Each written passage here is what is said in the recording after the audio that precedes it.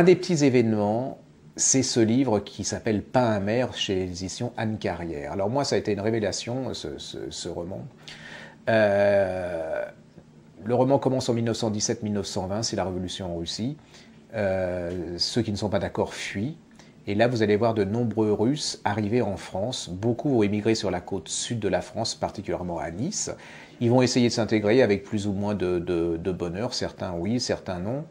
Et arrive la fin de la guerre en 1946 avec Staline. Alors Staline a changé complètement d'image de marque, c'est-à-dire que du dictateur, il est passé à celui qui a aidé les démocraties à se débarrasser de Hitler. Et là, il fait une offre à tous ces gens qui ont émigré en France et en Europe, en leur disant « Revenez chez nous, vous retrouvez votre citoyenneté russe et vous allez nous aider à faire de ce pays qui est déjà énorme, extraordinaire et hors du commun, un pays encore plus énorme, extraordinaire et plus idyllique et paradisiaque qu'il n'est. » L'ambassadeur de Russie invite tous ces Russes. Alors dans l'ambassade, c'est petits gâteaux, flatterie, démagogie.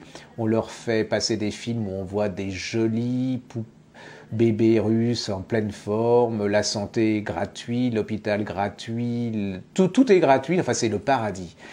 Il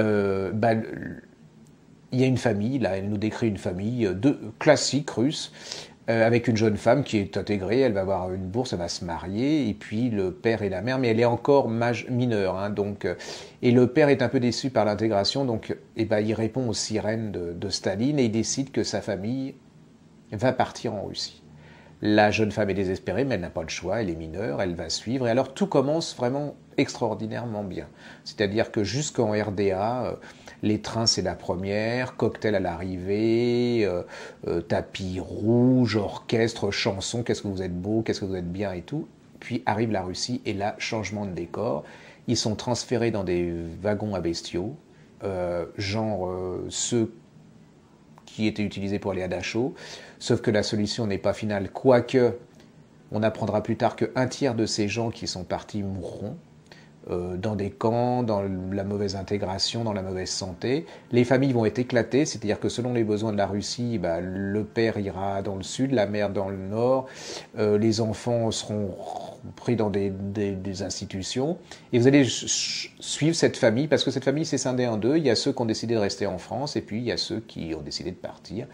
Et vous allez voir jusque dans les années 80 comment cette famille va réussir à survivre, comment certains ne rêvent que d'une chose, c'est de repartir, mais c'est trop tard, la NAS s'est refermée, et puis comment d'autres vont relativement s'intégrer tout en n'étant pas dupes et en n'oubliant pas ce qu'est la France. C'est un très très joli livre, c'est une histoire d'amour déçu, c'est une page d'histoire que je connaissais pas, une fois que vous êtes dedans, c'est palpitant, c'est passionnant, c'est un des grands romans de cette année.